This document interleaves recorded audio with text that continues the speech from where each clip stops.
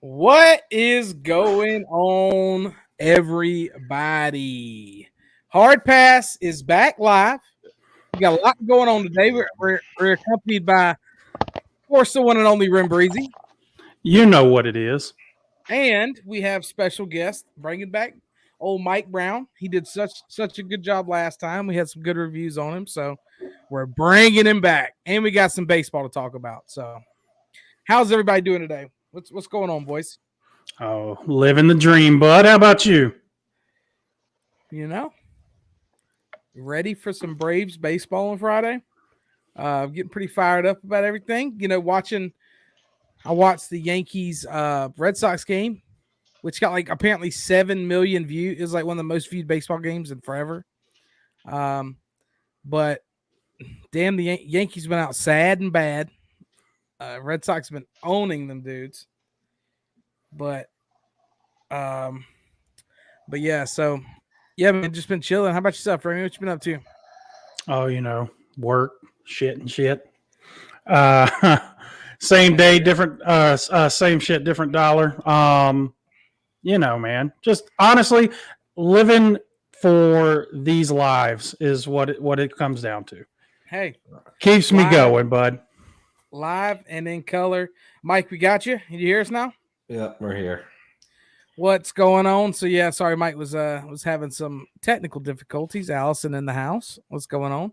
You know, whenever we can get Mike Brown on the pod, we definitely try to.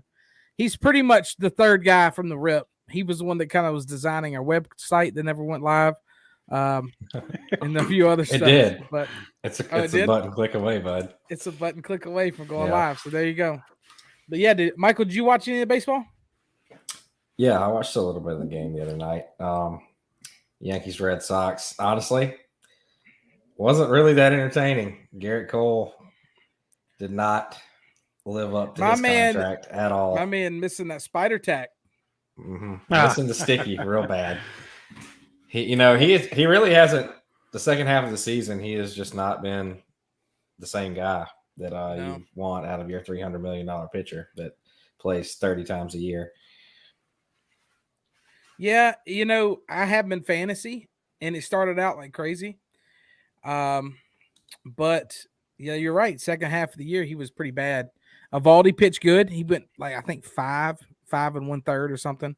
Yeah, and they ended up pulling him. But he had a good game. A hilarious radio call. I don't know if y'all heard the radio call from the Yankees radio staff. One of the more hilarious things. If you haven't, look it up. The guy, so not Aaron Judge, Stanton hits a bomb off the wall, almost a home run. And it's in the first inning, and the guy goes, "It is long, it is far, it's a Stantonio home run." He goes, "He's on first base. What did I do wrong? What did I do wrong?" And it was hilarious because it was not a home run. It was just the hardest hit, longest hit single ever. It took Stanton 14 and a half seconds to get to first base on that play. He clearly thought he had hit a home run. And it was second longest trip to first base all year. No way. Yep. 14.58 seconds because he just stood there and watched it. He did the same thing. He's got to hate that wall, dude. Stanton played a hell of a game. He had, he doinked 2 of them off the Green Monster and then hit a home run in the 9th inning, but just not enough. Dude, it's living and dying by the long ball, dude. Yeah, it was a 3-1 ball game. And Stanton came up with Judge on first. And Stanton hit I thought it was a home run. He hit another bomb, and it barely hit the wall. And they tried to send Judge all the way home from first, and he got hosed out at home. But Xander Bogaerts wasn't even close. No, it wasn't close. Xander Bogaerts hit a 2-run bomb. Just to be honest with you, growing up, if you recall, you remember like the Kurt Schilling Blood Sock game, and then you had like them coming back against the Yankees down 3-0. When they came back, they have owned the Yankees since then. Like the Yankees used to always beat the shit out of the Red Sox no matter what, I feel like one day that's going to be the Braves and the Dodgers. Like no matter what, the Braves always lose the Dodgers. One day we're going to get good enough where we're going to beat them, and then we're just going to continuously beat them. Hopefully. That's what I'm hoping. I'm also hoping. Please, I have never in my life. I don't hate many teams, but I hate the Cardinals. But tonight, the Cardinals play a one-of game against the Dodgers. And I know that Dodgers are probably going to win, but please, how awesome would it be for the Dodgers to spend all that money, get all these trade deadline pieces, and lose the play-in game for the playoffs? That would be awesome. And I mean, that would be good for amazing. You. Be good. It'd be great for the rest of the National League. There you go, Dad. I would much rather Cardinals fan tonight. You ain't kidding. Would much rather play the Cardinals than the freaking Dodgers. Yes. Max Scherzer, Walker Buehler, no thanks. The biggest part about the Dodgers, the more I hate is, Mookie Betts kept robbing home runs, which is something you just don't do. I mean, and when we kept playing him, he was pulling back everything. But now they have the one and only Braves killer on their team named Trey Turner. And whenever the Braves play Trey Turner, it doesn't matter. He hits like 500. He hits 2 home runs in a series, no matter what. And now they got him from the Nationals, which at least he's not on the Nationals anymore. But now he's on, the wicked now he's on the team you have to play when it matters. Right. So yeah. We would much rather have seen him at the Nationals than on the freaking Dodgers. They just go pay for whatever they want. Let's go Dodgers, coming in from Alan Goodman. Appreciate you checking us out, brother. Sucks to suck for the Phillies. But that's why he doesn't watch, man. Leave him alone. I know, I'm just kidding. It's a joke. They haven't made the playoffs in 10 years. So, for the Braves are underdog. They're playing the Brewers. And everyone's talking about the Brew Crew pitching, and which rightfully so is really good. But baseball isn't a sport. But I will say this: the Braves pitching staff's not too far behind them, and from like the Morton category, Morton and Fried, and I think you see what Anderson did last year in the postseason. I think that they're of course not up there with them, but they're pretty close. But the Braves lineup is way better than the Brew Crew lineup. So I'm not saying everyone's kind of overlooking the Braves. That's a dangerous thing to do right now. So last year, Adam Duvall got hurt. He pulled whatever, his back muscle or whatever. He's now back. He wishes he was with that team last year. He just looks like a Brave. They need to never let him go again. Yeah, I think he'll probably retire a Brave. But we have Jorge Soler. He hit a 118-mile-an-hour home run the other day. The tallest, probably, he's an average speed guy, but he's our leadoff guy now. Sports Talk today picked the Brewers. Yeah, everybody's on the Brewers right now. And I think for what the Brewers have that the Braves don't have, we have Will Smith. They have Josh Hader. So we need Hader to continue to go back and maybe drop some not so nice names so he can get suspended or kicked off the team for this series. But this is I'm not the biggest baseball guy, but this one sucks for me because the one team that I do actually pull for is the Brewers. And of course I watch more Braves games than anybody else because they're always on. So I find myself pulling for the Braves. The Braves are probably going to win this series just because being a guy that has followed the Brewers, when they're not good is in the postseason. They always suck in the postseason.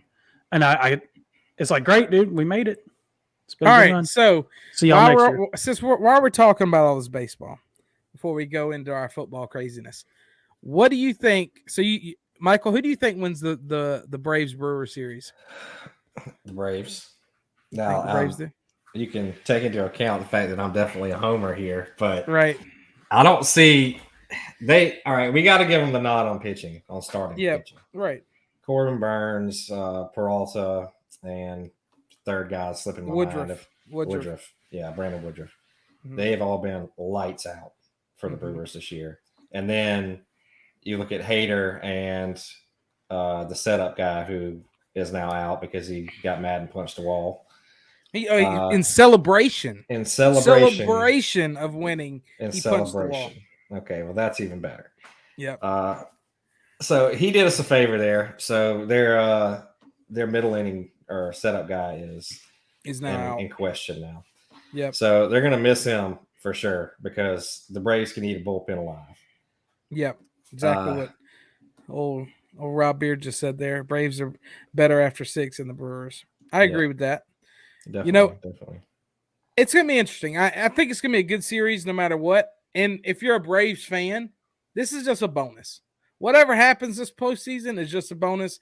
It's just good to be back. That's all. And dude, playoff baseball is so much fun to watch. Every pitch matters. Every hit matters. The fans are losing their mind. That game last night was pretty fun.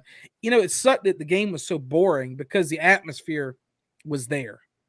Yankees, Red Sox, one-of game.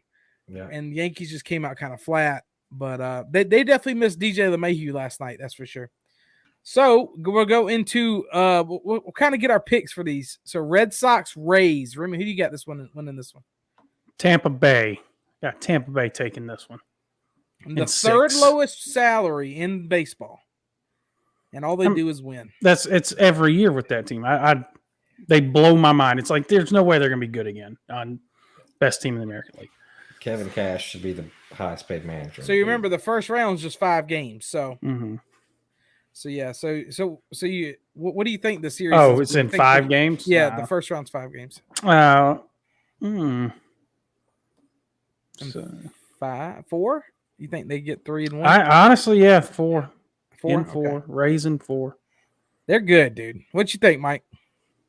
Definitely the Rays. I'd probably say 4 too, because the Red Sox are definitely good to take a game. But right, Red Sox are without JD Martinez. I think he twisted something standing on the base, warming up, or something weird. I think he was running into the outfield and tripped over second base. Yeah. He was off the wild card roster, so yeah, that's a big miss. Yeah, no, that's a big miss. Was he playing DH for them? He was playing a little outfield and a little DH. He was back and forth with it, but that bat. When you take that bat out of the lineup, that definitely hurts. The Rays are legit though. I mean, you got to stop sleeping if you're new to baseball. You got to stop sleeping on Tampa Bay. They have the pitching, they have the bullpen, they have a team. They have a great overall team. They went and got Nelson Cruz, who's the big bop now for them, which was what they were missing last year in the World Series was that big bat. But they have a great team. I like them. So we'll go down to another great series. I think White Sox versus Astros. Remy, who you got in this one? I got the White. I want to say, if I remember correctly, when we did our original picks in the beginning of the year, I want to say I picked the White Sox to make a pretty big run. So I got the White Sox winning this one. Yeah, we definitely like the White Sox on the pod. What you think, Mike? Yeah, I mean, I'm a fan of the White Sox too. It's going to be tough. Definitely going to go 5. I really want to give the nod to the Astros here, just because their offense was lights out all year, even better than the White Sox was. So that's going to be tough. Astros? You going Astros at 5? I'm going to go Astros in 5. Okay. I don't want that to happen, but how about y'all, chat? Tell us who's winning between the Sox versus Astros. Me personally, I think the Astros will end up winning this. I think it'll go 4 or 5. I want the White Sox to win. I really do want the Whites. Dude, their team is good. Both of these teams are really good. So this is gonna be a great series. I'm pulling for the White Sox really hard, and they're kind of like my team from the other division. They have a bunch of guys on there that I just love watching. Trash can guys win from old dad there, but yeah. They have a really talented team. We'll see. And we already did the Braves versus Brewers. We already kind of talked about that. And we'll wait and see on the Giants. I mean, either way, if Dodgers probably win tonight. So Giants-Dodgers, man, that would be a hell of a series. Certainly Both would. those teams are insane. They went hard, and got some big pieces at the trade deadline. So let's just say, for instance, if it's the Giants-Dodgers, who do y'all got? Dodgers. They're just built for this. Dodgers. The team's built for this. We see what they Dodgers, did. I had to watch it happen to us last year. I mean, I just know what they could do to a team. And When I look at the roster of the Giants, what name on there jumps out at you? I don't. Yeah, I mean, listen, I don't know. That's about it. The guy they got from the Cubs, what's his name? Yeah, Bryant? Chris Bryant. Bryant. I don't understand how they won 107 games, but they did. Kevin Gossman playing out of his mind. Kevin Gossman with split finger. You know he's not going to do that. He's going to hang a few against the Dodgers. I don't know. Don't miss. It's a good story. The Giants are a great story. Nobody had them winning that. I mean, that division was nuts. Mm-hmm. And they came out of it. The Padres really fell down, at the end. But fired their manager today. Did they really? Padres did. I didn't know that. Fired their manager. Deservedly so. Yeah. I know they got stuck in a division with 200 win teams, but going under 500 with that roster. Going under 500 after starting the way they did. Mm-hmm. Yeah, and they they went all in. Yeah. With those acquisitions they had. I mean, everybody thought they would at least be playing in the playoffs. So, all right. Well, that's a little baseball preview here. Postseason's here. If you're watching and you don't watch baseball, now is a good time to tune in because playoff baseball is for real. We're going to kind of we're going to dive. And speaking of which, I think we got some action on the bases here for the Cardinals. 2 on, 1 out in the first. So we'll keep a close eye on that as we continue this live. If the Cardinals win, which let's talk, we can't talk, not talk about baseball, not talk about the Cardinals. They went on an absolute heater at the end of the year. How was it? 17 in a row, I think. 17, yeah. 17 baseball games in a row. Because it was a while there, it was like, is the Padres going to be the wild card? Is it going to be the Cardinals? Is it going to be the Reds? And the Cardinals like, nah, we're just going to go ahead and win 17 in a row. They played the Reds. They played the shitty Mets. They swept the Padres. They swept the 4-game series at the Brewers, that's hard as hell to do. The Cubs are terrible, and then they won another series against the Brewers. So, shout out the Cardinals. I hate you. You always used to knock the Braves out of the playoffs, but we'll give you your props. All right, we're going to go. What a run. Yeah, I mean, they went on an absolute run. So we'll talk a little college football here, kind of recapping last week. And, I mean, where to start other than, of course, the South Carolina Gamecocks. Barn burner, nail biter. We come in, we beat Troy. So we're watching that game makes you realize that we're on the same skill level as Troy. We're like neck and neck. Like that was a sloppily bad football game, but on both sides of the ball, So it was embarrassing, is what it was. I was embarrassed. We won the game. Listen, I've said it all year. I had very low expectations for the football team this year, so I'm not coming out of that like, damn, we're so much worse. We are what we thought we were going to be. Mm-hmm. But it's just some of the stuff was just like such bad football and so hard to watch. I mean, Terry, me and you talked about most of the game, dude. It was like watching bad high school football is almost what it was like. Cause it was I tweeted out, it was like watching Denmark Oler play Williston. It was terrible. And it was just like mental mistakes and little things that could be fixed. It's just things that shouldn't happen on a football field. The guy dropping the ball before he walks in the end zone. I'm sorry. You do that for me, you're done. You're sitting down. You're not playing again. I mean, it was tough to watch. A win is a win, but no, I will give you that the majority of the time, Remy. I will be the guy. Not good. I will be the guy to go, at least we won. No, we did not win that football game. Both teams lost that football game. I don't care what the score was. It was one of the worst football games I have ever witnessed in my life. And I've watched a lot of bad ones. From just the quarterback dropping back, the falling out of his hand, to, we recovered a fumble, but we didn't. They had 2 guys recover it. They gave us the football. Without the pick 6, we wouldn't have won that game. Pick 6 and a block punt. They would block punt that turned into -7 yards and a field goal. Yeah. And we didn't even block it. They kicked it off the back of their dude's head, the up man's head. So it was just, I mean, if y'all haven't seen it, don't. If you haven't seen it, don't. Just don't. Don't look it up. Run far away from it. Look it up because it is hilarious. I mean, if you're down, if your spirits are down, and you happen to be a Clemson fan, which they probably are. Cox upset Tennessee. Oh my! So before we get in our prediction for that game, Michael, what did you think? Because were you at the game? Yeah, I was there in person for that. Live and in color. Live and in color. I left a few times to go grab another drink. I'll tell you that. Okay. So enjoyed the air conditioning for a little bit. I can't say much bad about our defense. I mean, we wouldn't have won without the D. They've been good all year. So they've been pretty solid all year. They're way ahead of where I thought they would be. I agree.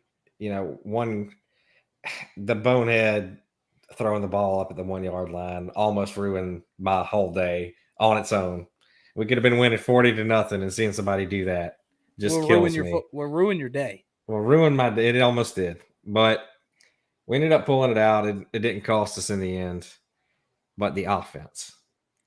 It's so bad. I don't know what magic dust Mike Bobo sprinkled on that offensive line last year to get them to block, but we need it back because that was some of the worst offensive line play I've ever seen. It's week in and week out with this team. Yeah, and there's been zero correction. People don't know their assignments. We're getting bullied by Troy. So Troy's offensive line overall, I will say we did pressure the quarterback a lot, but their offensive line played better. They got more push in the run game. They played an overall better football game than our offensive line. Absolutely. Troy. So the thing is, dude, it just doesn't make sense because you look at them. They're all 6'5", 6'6", 320-pound dudes, and they all have done it before. Like, they were good last year. We lost Darius Hutcherson. That's it from the whole entire group.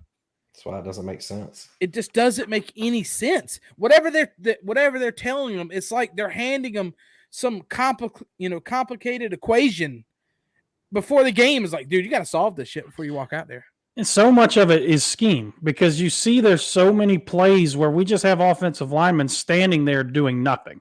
Yeah. They don't know who they're supposed to block. They're just the ball snapped and they cut inside and they just leave the edge rusher unblocked when they're not supposed to.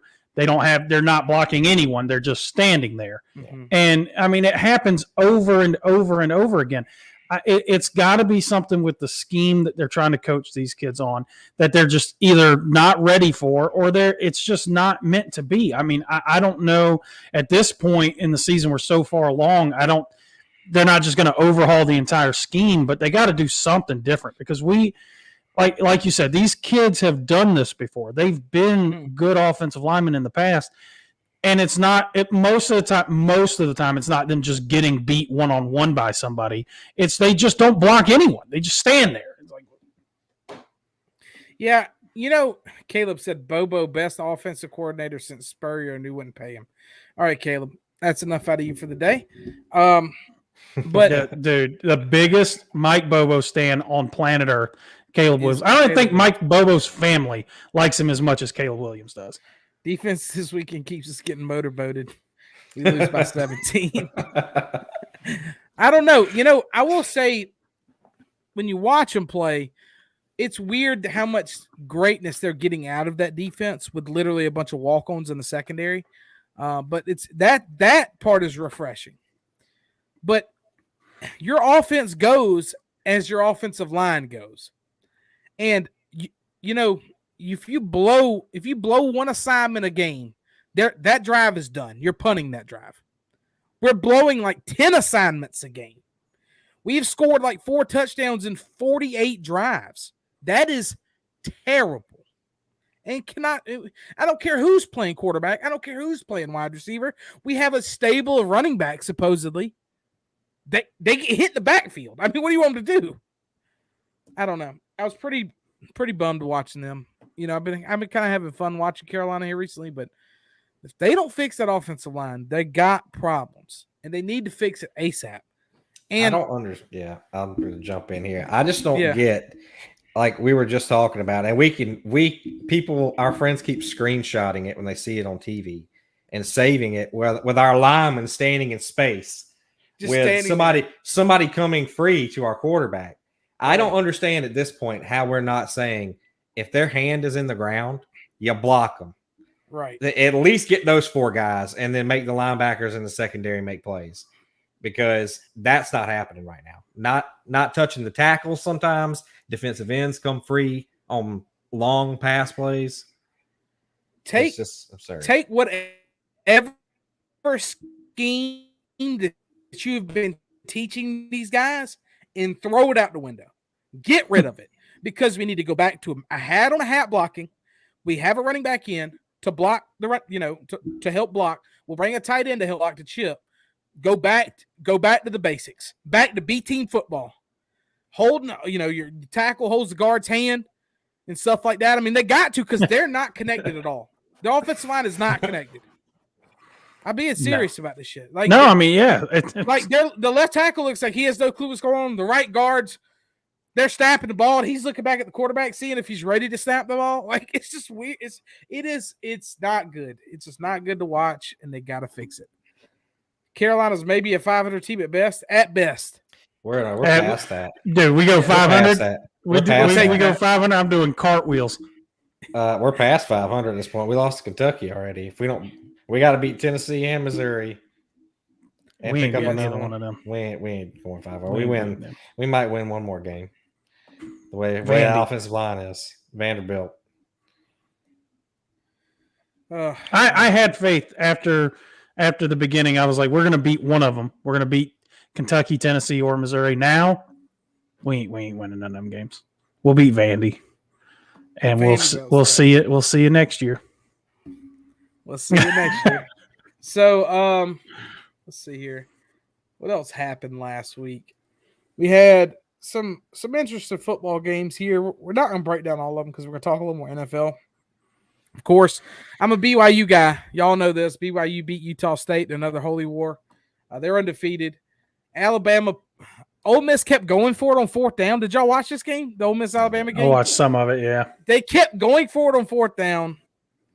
Alabama turned back to, it was like, listen, we're not having that here. They beat the shit out of them. Tennessee is rocking black helmets and jerseys at noon, which is weird. Georgia beat Arkansas 8-2, 37-0. It looked like Arkansas forgot how to play football. I don't know what to take out of that game. What's y'all's opinions? You think? I mean, I think it's a two-headed race, right? Alabama and Georgia. Everybody else, it don't matter. Yeah, that defense is insane. That defense for Georgia is absolutely insane. How did we score a touchdown on them? Because I think they gave up. Josh Van, dude. Oh, Josh Van's out there on a bum hamstring making plays still for Carolina, by the way. It's crazy how much better he looks. He looks like a football player. Yeah, I forgot we just started throwing up moss balls there at the end. Maybe that should be our offensive plan now. Send them deep. I'm serious. Literally because it's going to be the best opportunity for us. Oregon, I can't think. I don't know about y'all, but like that Georgia defense, I can't think of the last time that I've seen a defense that dominant. I mean, they've given up. How many points did we score? We scored 13. 13? I think. What have they given up the rest of the season? About that much. I don't even think that much. I think they've still given up like 26 points all season. They gave up 3. Insane. They gave up an offensive pick 6 to UAB, so 7. They didn't give that up, so I guess. Then they gave up 13, 0, and 0. So technically, they've only given up 16 points. 16 points all year on defense. 13 to us. So, I mean, so South Carolina college football is funny. Yeah, I mean, wild. Georgia's front 7 is nuts. They have that one dude who's like a dancing panda. He is gigantic and he is awesome. Their defensive tackle. Pac-12 doing Pac-12 things. Oregon, I thought Oregon was going to be I was kind of buying into them a little bit. Of course, they lose to Stanford. 3rd-ranked Oregon. Dude, Pac-12 will forever do this. Isn't this the most Stanford thing, though? The most Stanford thing. Yeah. They're not even that good this year. No. And they're like, yeah, we'll just go beat a top 3 team. Whatever. Dude, Stanford's good for that. They'll every year. Yeah. Every year they do this. It's weird looking at these rankings because it's like, you know, college football's in a weird place this year. Yeah, I've been saying it all year. Cincinnati beat Notre Dame. Yep. College football is just in a strange place. Yeah. Oklahoma beat Kansas State by 6. They're not the 6th best team in the country. No. Penn State beat Indiana 24-0. They're a pretty good ball club. They play more run the game defense style. I don't know. The jury's still out on the big. It's hard to put any faith in those guys. Kentucky beating Florida. How about that? 5-0 Kentucky. Put some respect on them. Dude, you know what's so sad? We should have beat Kentucky. Like, as bad as we played, we could have easily beat them. They kept giving us the ball at the 50-yard line. I'm gonna get started back on soccer. We're on moving on from that. Yeah, we're moving on. Better things. Better things. We have Coastal beat UL Monroe 59-6. Coastal's 5-0. They're the best team in South Carolina, and it's not close. I would hate this. I would hate to see us or Clemson play Coastal because we would get boat raced out of the stadium. Their offense is nuts. Their quarterback's better than ours by a mile. So I don't know. We'll see. Hawaii ended up beating Fresno State. I was all in on Fresno State, of course. Hawaii does Hawaii things. When you go play on the island, man, strange stuff happens. Overall, Arizona State thumped UCLA, so it turns out UCLA is not that good. Welcome to the Pac-12 on that one. You know, a surprise win for Auburn. Auburn went and beat LSU 24-19. I thought LSU was going to win that game. Coastal would beat South Carolina and Clemson at the same time. Yeah, probably, dude. If we combined our teams. Combine our two teams. Clemson beat 4-0 Boston College 19-13 and dropped out of the top 25 because they are terrible. Wake Forest is the best team in the ACC. This is where we're at, boys. This is why it gets kind of sadder and sadder to talk about college football. Week in and week out, it just gets sadder and sadder. You know, I was talking to my dad on the phone the other day, and I said this year is the year they should have installed the top 8 make it. Because I mean, look at all these teams. It would have been a shootout. It would have been a shootout for these guys. It would have ended in Alabama, Georgia. Yeah, but Coastal would have played in. Coastal would be in the playoffs. Oh yeah, and if it was 8, so Wake for the win. Yeah, we'll see. I mean, it's just one of those things, you know. You have Clemson fans now coming out on Facebook and all the social media is like, "Yeah, we suck." I'm like, "Welcome to the suck. Let's go." Now you know how it feels. Yep.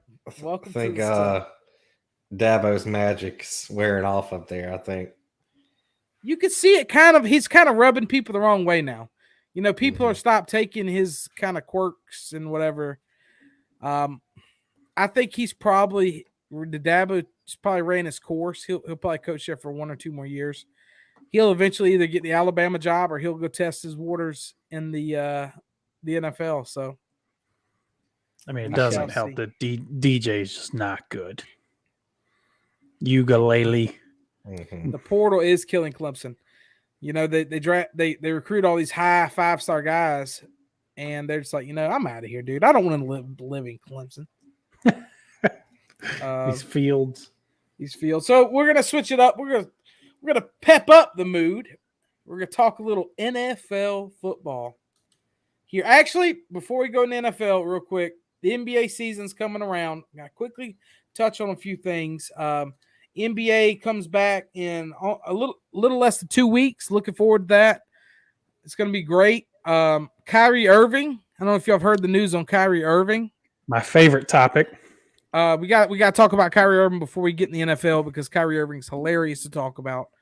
So he's not wanting to get vaccinated. He might not play in any. He can't practice with his team because you have to be vaccinated in New York, and he might miss every home game. And they're trying to see how to move forward with that. You can't. You can't practice with your team or play in any home games. Not sure how good you're going to do for your team. Oh, man.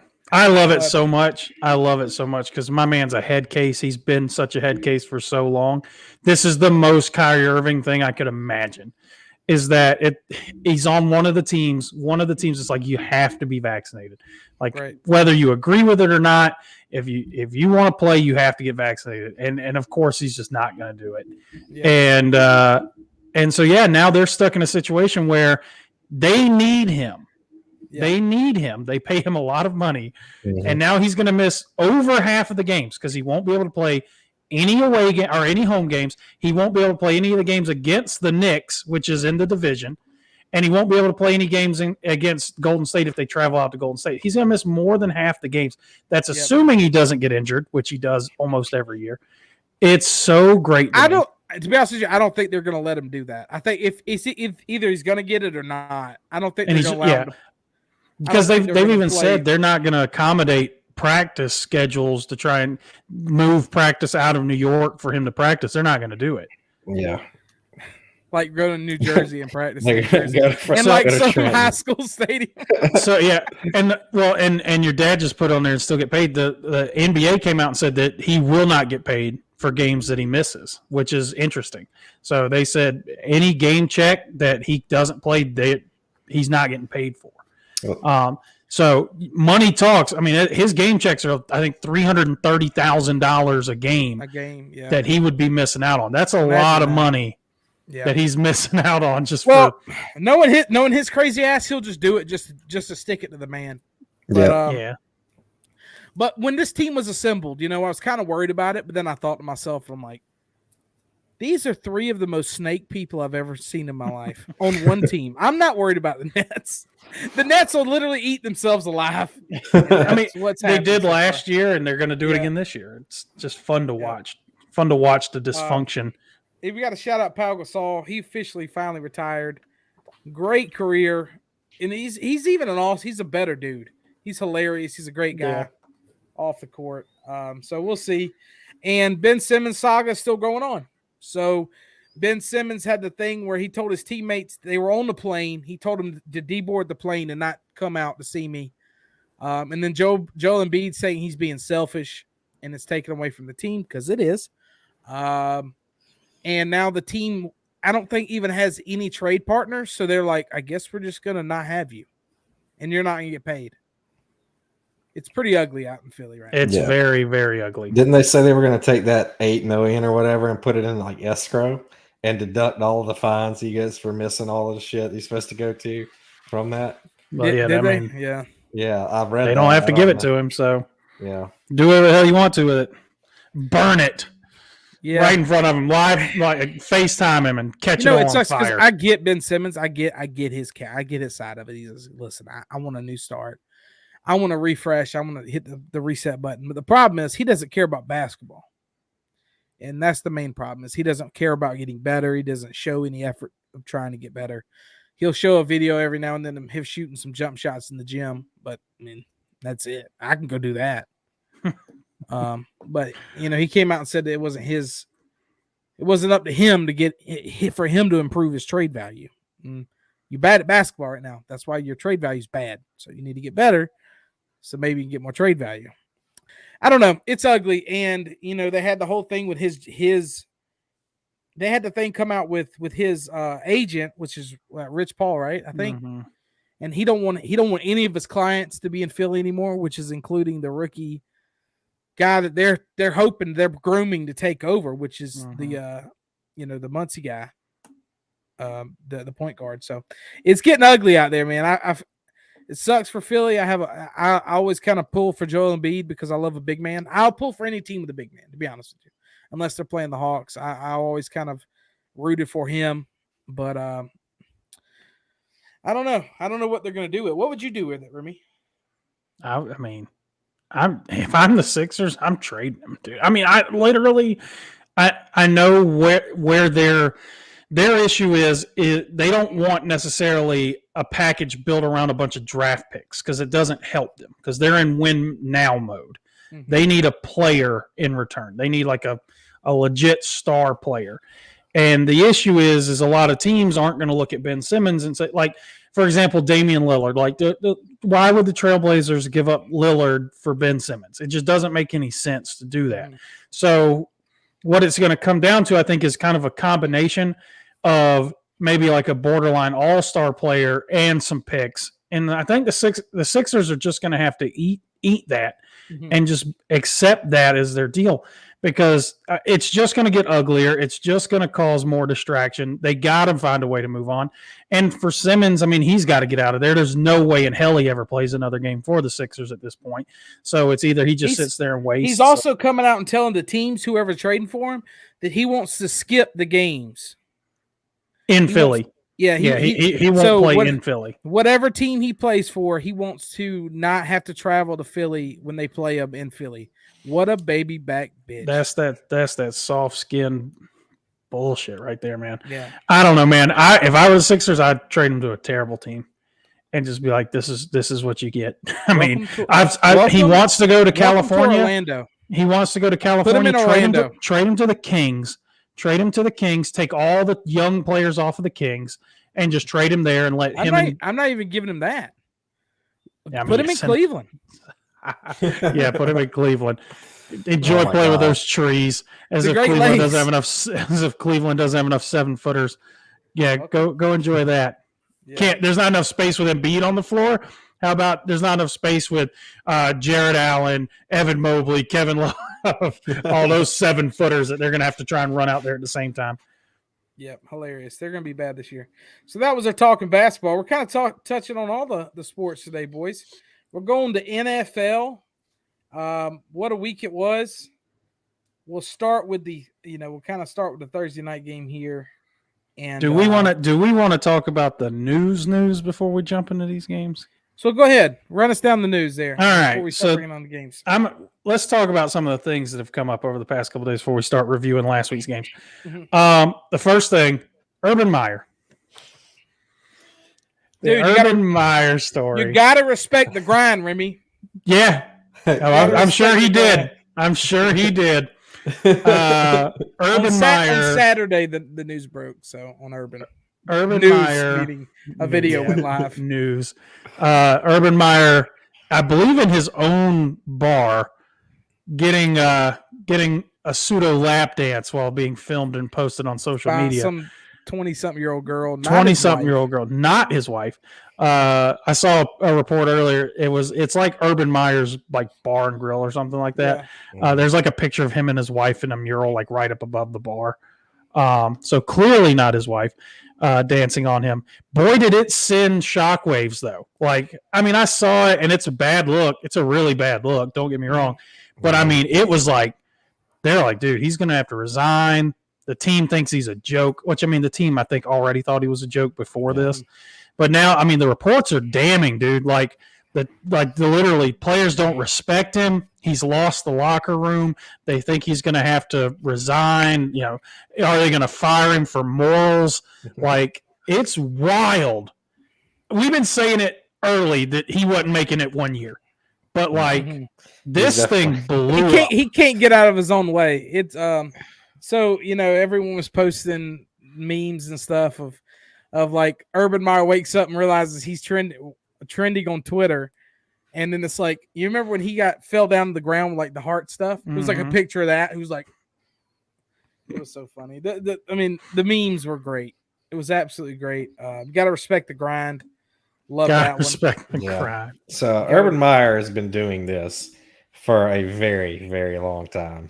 Yep. So I don't doubt that he had heart issues. Those heart issues come from all the anxiety that comes from being a piece of shit. Yeah. He's not a good human being. No. He only cares about winning, very obviously. And when he can't do that, he turns into a little child. Yeah. Who can't fly back with his team after not a terrible loss. Instead, he goes to his bar and grill to blow off some steam, while the rest of the organization flies back to Jacksonville. How does that even steam is what we're calling it? Yeah, steam. How is that even allowed? Dude. Never in my life have I ever heard of that. Yeah, yes, y'all go ahead. I'm gonna go stay at the resort for a night. Bad day, so I'm gonna go. Nobody show up to work on Monday. I won't be there, so y'all won't have to be there. I won't be there, dude. He's a joke.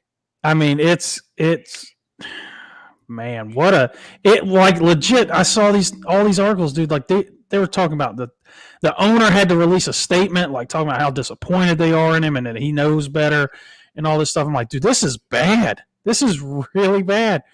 I like I said, if Southern Cal came calling him right now, I think he'd take it. I think he'd take it to get out of this. This is bad.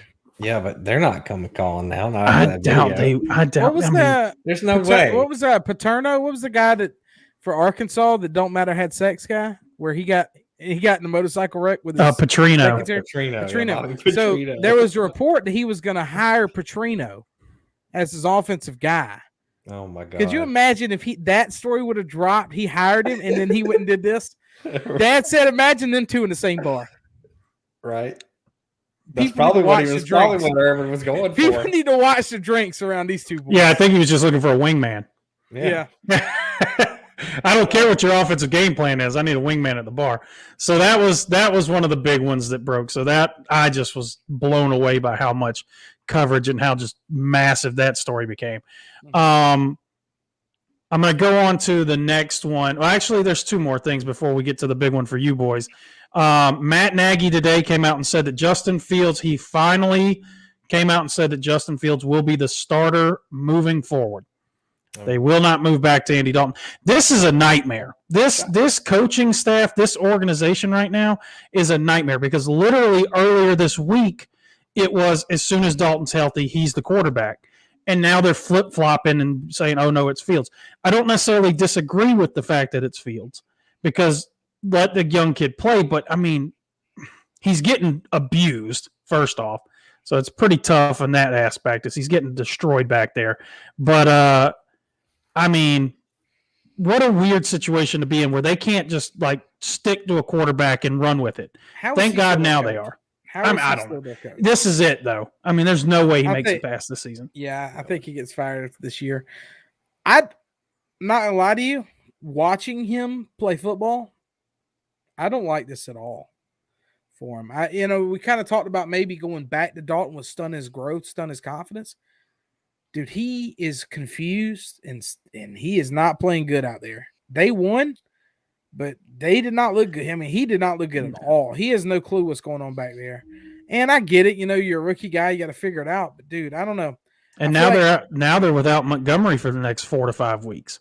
Yeah. So we'll see. I mean, the situation in Chicago is pretty bleak. I mean, like I said, I do believe this is Matt Nagy's last year. They're going to struggle a lot throughout the rest of the season. He's going to get fired. So maybe the next situation, the next coaching staff will be better suited for Justin Fields. Because, I mean, you got to look at even the quarterback room. The quarterback room doesn't make any sense. You've got Fields, who's a super athletic guy that you could run a lot of RPOs and stuff with. You got Andy Dalton, who's more of at this point, he's more of a pocket passer, but he's got a little bit of athleticism. Then you got the statue that is Nick Foles. Their quarterback room is all kinds of mixed up. They have no clue what they want to do on offense. It's a bad situation in Chicago. Yeah. Yep. Well, I was going to say, I was going to make that point too, Remy, about the QBs that they have. And really, it's between Dalton and Fields. But Matt Nagy's not going to change his offense for Justin Fields. And that's the biggest problem. It's going to hurt him so much because it's just not designed for a guy like him. Yeah, I mean, it's just he's like shades of Adam Gase all over again. He's just going to do what he wants to do, and he's going to run his system, forget the players that we've drafted. Like, why draft a guy if you're not stubborn and ignorant? Yeah, why draft a guy if you're not going to, cater to his talents a little bit? No, I agree. Wild. All right, so this news story broke last night. Pretty crazy for me, especially. The Cowboys cut Jalen Smith, released him, flat out cut him, owed him his full $7.2 million salary this year. Absolutely released him. Kind of weird. It's been brewing in Dallas for a couple of years now, with Jalen Smith. Of course, he made the Pro Bowl in 2019. He signed that big contract extension, which was a kind of a fake contract extension. It was only pretty much a 2-year deal.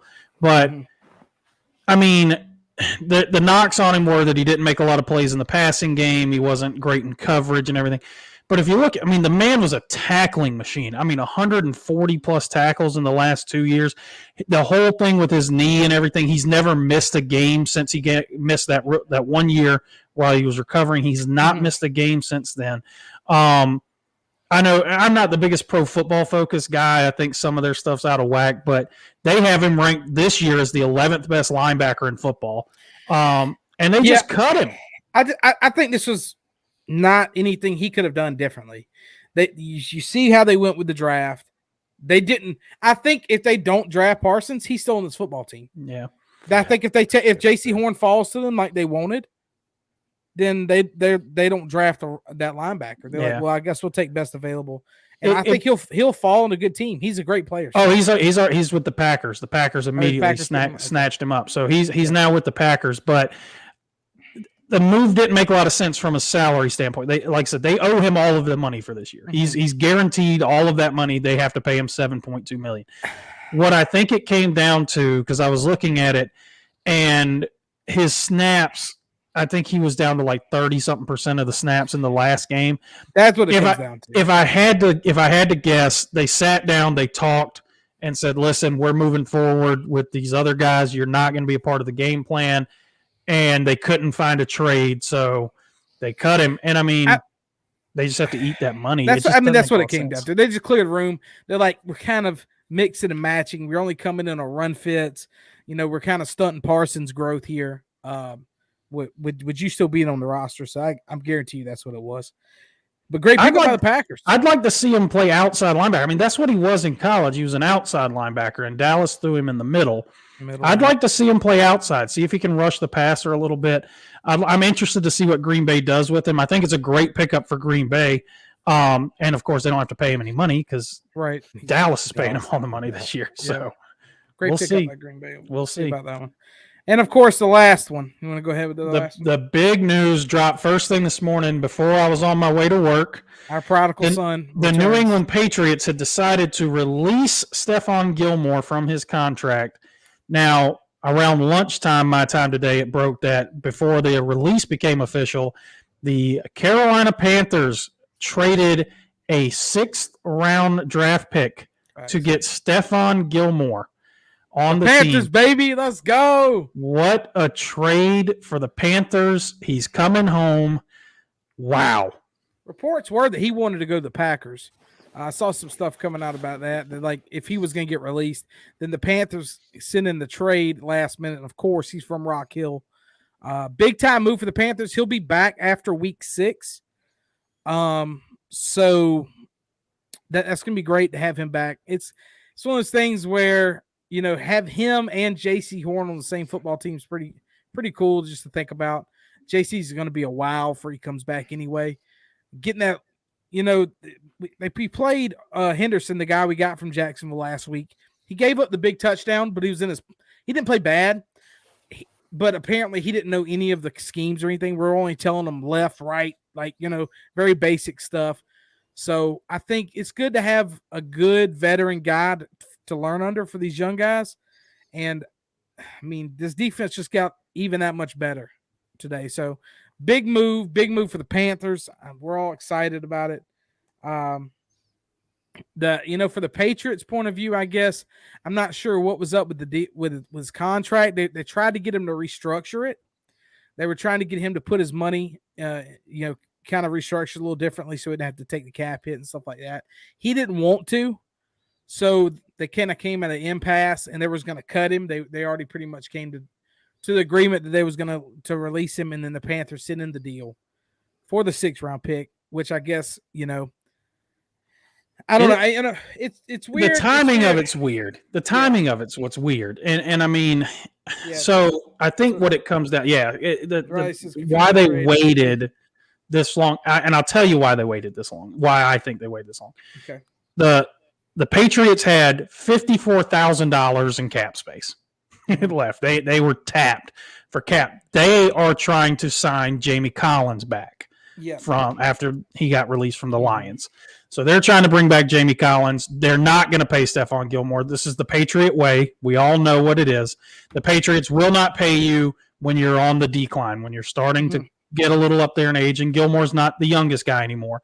So they weren't going to budge, and we know that. Kind of shocked it didn't happen before the season that he didn't get cut. But it's just weird that we're week 4, and they're like, okay, you're gone. We're just going to cut you now. But, I mean, it pans out for Panthers. But here's my question.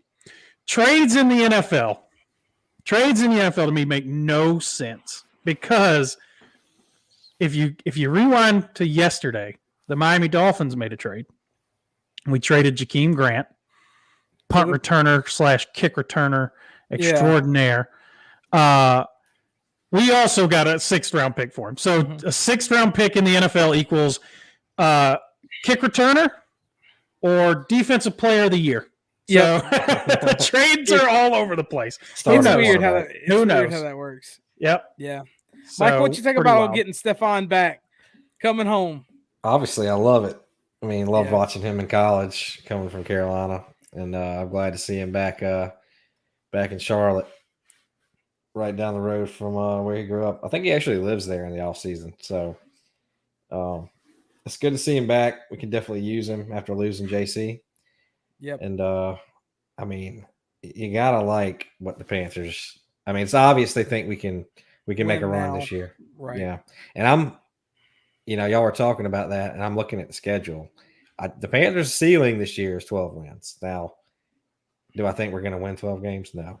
But I think we're definitely above 500 at the end of the year and got a shot at the playoffs. So, yeah, I mean, y'all got the rushing touchdown leader in Sam Darnold. So we'll kind of break down the games in a minute, but great move by the Panthers.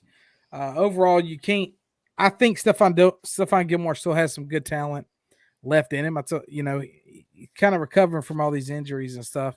But before we start breaking down these football games, kind of reviewing the scores and breezing through them, I want to give a shout out to each and every one of you guys. This live streaming in, this tuning in and hitting us with the questions and the comments and stuff.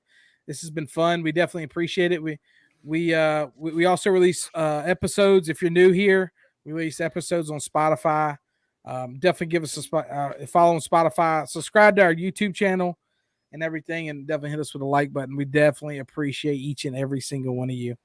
But kind of remembering Stephon Gilmore there. What a game that was. I think it was a 7-3 ball game. That game, if I recall. Mm-hmm. That was one of the really low scoring games. But yeah, so we're gonna go into the week 4 of the NFL. Start with the Bengals beating the Jags. The Bengals are 3-1. Maybe the most fake 3-1 team in the world. That's my squad. Hey, dude. I'm a Bengals not gonna guy. lie. Joe Burrow is a savage. He's the truth. So, that's what we'll take out of that one. He's the truth. Trevor, not a whole lot to take out of it. I mean, it's the Bengals Jaguars, but the Bengals are 3-1. We sat here when we broke down the regular season, they might not win 3 games. Yeah, they're 3-1. 3-1. So mad props to the Bengals on that. I mean, we're not going to, we'll have to linger too much on anything Jaguars are doing because Urban Meyer's too busy grinding on women in bars. Other things on his mind. We'll start with the Panthers Cowboys here. We'll move down. Cowboys ended up winning this in 36-28. They had a big third quarter. It was a really close ball game. The Panthers should have been winning at halftime. The most bullshit call I've ever seen in my life happen in this game, where we caused the fumble. They ruled his progression stopped, so you cannot review it, which I don't know why refs do that anymore, because they know you can't review it, which everything's getting reviewed now. It's dumb. They ended up going on to score a touchdown from it. They had a big third quarter. Sam Darnold looked a little shook there, but we also came back in the fourth and made it a close ball game. I think better days are ahead for the Panthers because we miss McCaffrey, and our secondary is definitely going to improve for sure. But the Cowboys are good, man. You got to give it to the Cowboys. They are they're high flying, big time offensive team. So y'all check this one out. Yeah, I watched most of this game. This was, I think for me, the Panthers. I was more surprised to see the Panthers' struggles stopping the run. Was kind of where I'm like, I know that defense is legit, but they really struggled to slow down the run game. For me, this game, I take away from it. You said it early on. I think the Cowboys, I'm starting to turn around on that bandwagon. I think the Cowboys are a better team than I gave them credit for at the beginning. And the Panthers, they're better than I expected. I mean, Darnold's been light years better than what I expected him to be. But I think it brought them back down to earth a little bit in that they're not an elite team yet. But right. All signs are pointing up for the Panthers. And I think all signs are pointing up for the Cowboys too. But it's the Cowboys. You know, they can look this good for a stretch, and then all of a sudden it can all go to hell. But this was I felt like this was just a matchup of just two really good NFC teams going at it. It just, like you said, that one quarter just really ended all hope for the Panthers. Yeah, one player really ended all hope for the Panthers, and that was Diggs for the Cowboys. I mean, he made some giant plays in this football game. They haven't had a player with 5 interceptions in a season since Terrence Newman in 2010. He has 5 in 4 games. Yeah, he's pretty damn good, dude. He is really good. Wild. Really physical guy. He plays man-to-man coverage. DJ still had a good game, but he made some big plays in this one. So, what you think about the Panthers, Mike? I mean, it's hard for me to be too upset about that loss. Dak is elite, and Zeke beat us up. I mean, our D-line got beat up a little bit up the middle that day. So run fits are pretty bad. Yeah. You know, it is what it is. It's not discouraging. I still can't believe how well Sam Darnold's playing. Mm-hmm. You know, but sans the picks this week, the rushing touchdowns, which make no sense. We're treating him like he's Cam Newton. Yeah. Giving him freaking option plays on the goal line. 5 rushing touchdowns. He leads the NFL. You got to say, he is starting to look like a top 5 quarter, like, you know, his talent level. I'm sure he's still going to be out on him for a while, but I like his ability enough to say that he can take us to the playoffs, and then we'll see what happens in crunch time. He looks more confident. There's just still some plays where it comes out in him. It's like, it's weird. It's like he can look so good, and then he'll just have plays where it's almost like Adam Gase is in his ear. Right. Throw it. And like we've been kind of talking, I think that only stops by just having good reps on good reps. You know, continuously playing football with not Adam Gase as your head coach. Each day you pull yourself away from that, the better off you're going to be. So I mean, you know, at the Cowboys, tough game. You know, we didn't play great in the third quarter. We still the boys fought back. We went down big. We fought all the way back. We were literally right there in the end to maybe come back. So, you know, it's what it is. We'll see how we move forward. Panthers got the Eagles, and look forward to that ball game. I will say this about your Panthers: you just never go wrong with your uniform combinations. It's a thing of beauty. Every week, they just can't miss. They can't miss. I mean, that color combo is elite. It's just so sick, dude. Every mix and match they throw out there is nasty. Darnold was proving he wasn't the problem in New York. The problem in New York was Adam Gase. The problem in New York is they're in New York. They're the Jets, but also Adam Gase, who is literally a bad high school coach. Coming from a Dolphins fan, I know. Facts. So we're going to go into the Washington football team versus the Falcons. Weird game.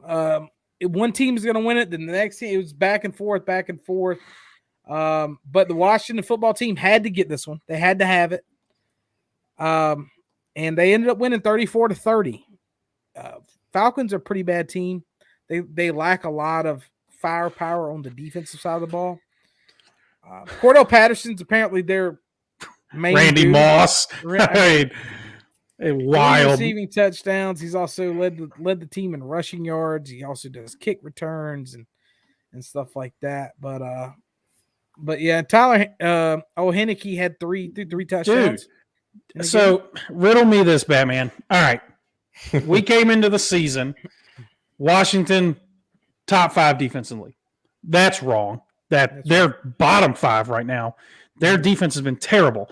The expectation when Ryan Fitzpatrick got hurt was that the defense would still be good enough as long as Heineke plays okay, they can still win games. Heineke's been balling, and he's having to bail out the defense. Their defense is terrible. I know.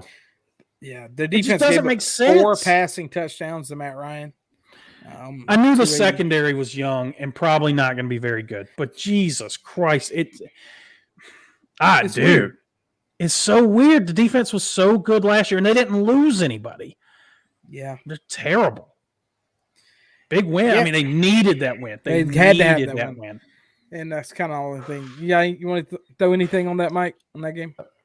No, not really. The Falcons are hard to watch. I think it's getting time for them to move on from Matt Ryan, to be perfectly honest. The time to move on from Matt Ryan was before the season started. Yeah. If you're getting rid of your wide receiver, you got to get rid of Matt Ryan. They're attached.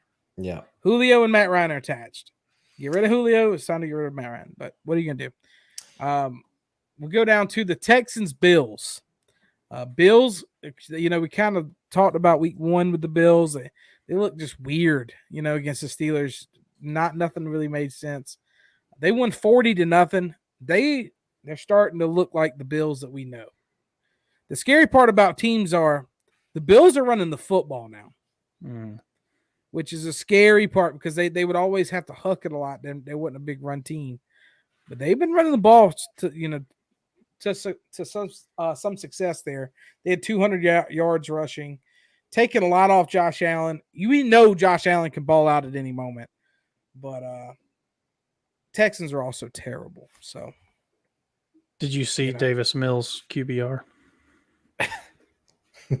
Did you see his QBR? I'm looking at it right now. I did, yes. So on a scale of 1 to 100, 1 being as bad as it can possibly be, 0.8. So less than 1.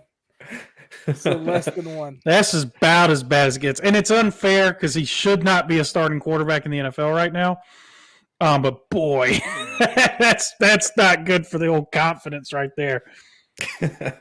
I mean, what do you do after that one? You go burn that tape. You go hang out with Urban Meyer. Now, if anybody deserved to be getting grinded on at a bar, Davis Mills. It was Davis Mills. And that long ass neck. Yeah, Albert here says if the Bills beat the Chiefs, he's on board. I agree. That's a big football game. Well, the Chiefs' defense is terrible. We're going to get into the Chiefs in a second. Their defense is awful. Yeah. So that's a shootout waiting. That's a shootout. The Lions versus the Bears. I think we all picked the Lions in this one, of course. We did. The Bears are terrible. The Bears end up winning 24-14.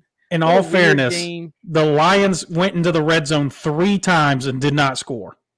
So it's a 10-point win for the Bears. The Lions had the ball in the red zone 3 times, came away with 0 points. The Lions should have won this game, but they're the Lions, and so this is what happens. This is the Lions' top 3 pass catchers: Quintez Cephas, Amon-Ra St. Brown, and Khalif Raymond. So yeah, household names. Those guys we've all heard of before. We all know they play football. Unfortunately for me, I have Allen Robinson in fantasy football. He needs to go. He got to go. They got to trade him away from there. Because my man's talent wasted to the max. But Bears are in trouble. They lost David Montgomery. Did you see what happened at the end of it? I think he got sprained knee. Sprained knee, yeah. So it's not a tear. It is a sprain. The prognosis is 4 to 5 weeks. Okay. And he was the heart and soul. So it's going to be real interesting to watch the Bears because their backup is Damian Williams. So a lot different than David Montgomery. So we'll see what the Bears look like moving forward. I'm going to tell you this right now.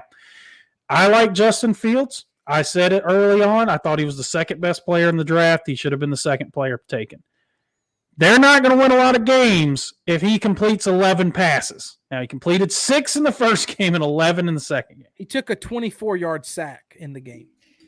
He's there. I mean, we've already hammered away at the Bears earlier, but I'm just saying, especially now without David Montgomery, he's going to have to throw the ball more.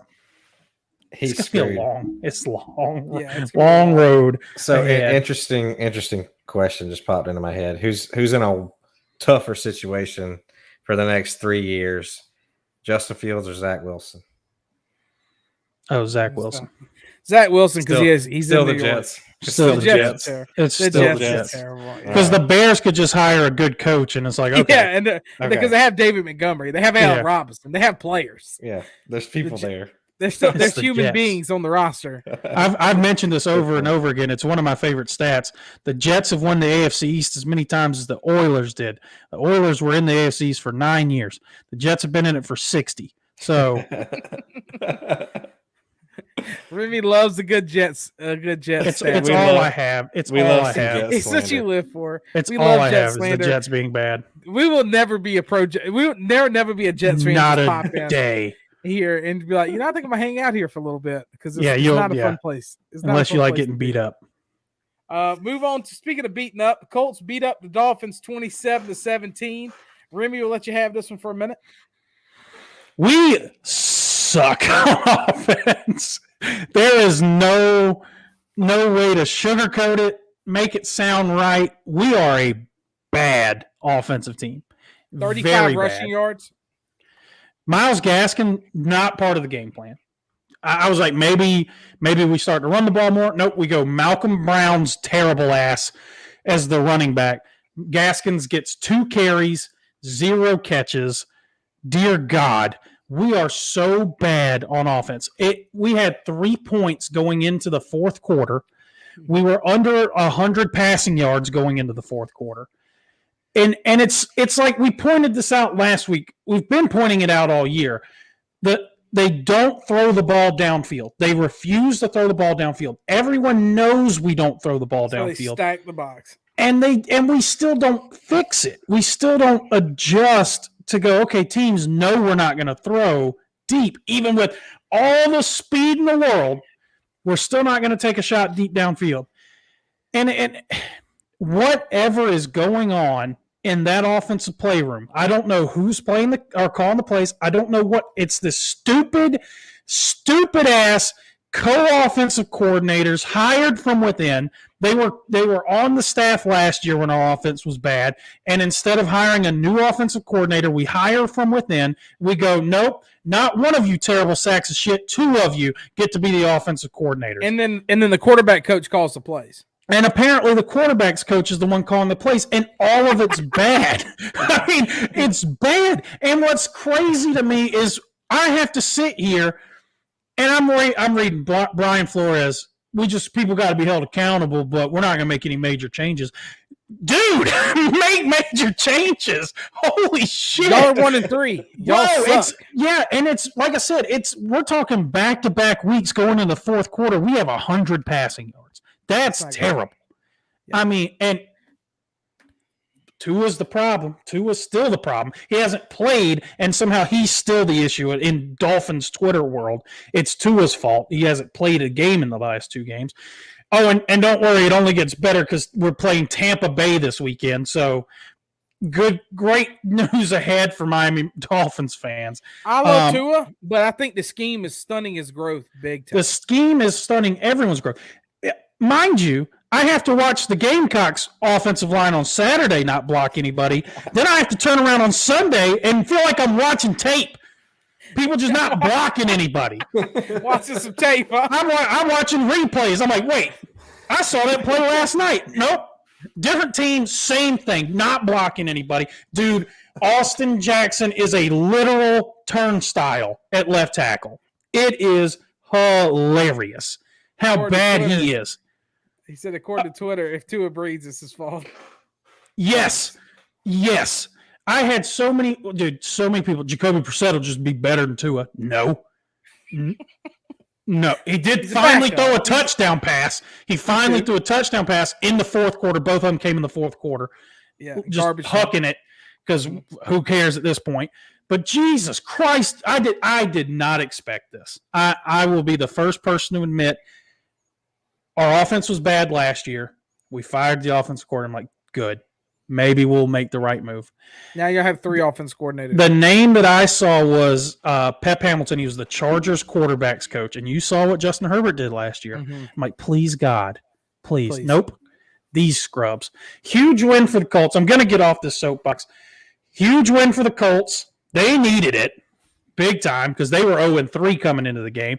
They finally decided to run the ball with Jonathan Taylor. That's what they need to do. They need to quit giving the ball to Carson Wentz and letting him just stand there in the pocket like an idiot until he gets sacked. This game got me heated, bro. This game got me heated. Carson Wentz is a literal statue. He thinks he has 20 seconds to throw a football. Because at least if the Dolphins are bad, I thought the Colts were going to be good. They're terrible. Now all of a sudden the Eagles are in place for 3 top 10 draft picks.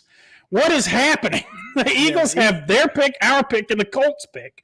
So they're sitting, as long as the Colts keep playing Carson Wentz, they're in position for 3 top 10 picks.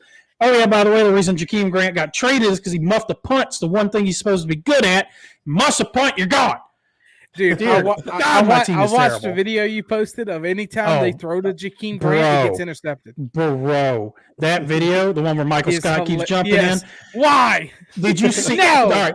No. You know what I took from that video? I'm watching that video. I'm like, dude, all of these throws by Tua are so money, and it's just Jakeem Grant dropping them. He's little. He's a tiny guy. I mean, the one was it was 55 yards in the air from Tua on the money touchdown. Yeah. Blip, blip, blip, blip, blip. God, he's so bad. I wanted Mighty Mouse to be good. I really did. I wanted Mighty Mouse to be good. I remember watching Jakeem Grant at Texas Tech. He was a problem at Texas Tech. He was a problem in the NFL for the Miami Dolphins. for the wrong team. But yeah, so there's the ball. He's in Chicago now. Have fun. Justin Fields throwing you the ball. Trash bags. Weird pickup by Chicago, but yeah, big win for the Colts. They had to have this massive win for the Colts. Dolphins are sliding fast, my friend. It's looking ugly. Y'all are definitely gonna get smacked up by the. I can't wait for us to trade to Deshaun Watson so he can throw dump downs all day because our fucking terrible. Oh yeah, by the way, Albert Wilson, my favorite player, Will Fuller, IR. So so glad we made that signing. What happened? All this stuff. Oh, his finger hurts. He broke his finger. So he's on IR now, which means in his career as a Miami Dolphin up to this point, he was suspended week 1. He missed week 2 due to personal reasons. He played week 3, got hurt. Played week 4, got hurt. Now he's out for at least 3 more games. Yeah. I mean, what do you expect? Will Fuller is known for having a broken collarbone. You just look at him. I hate him. Well, there you go. That's why everybody tunes in to listen to what Remy ran about how bad the Dolphins are. Because don't get it twisted. They are terrible. So what? So yeah. What?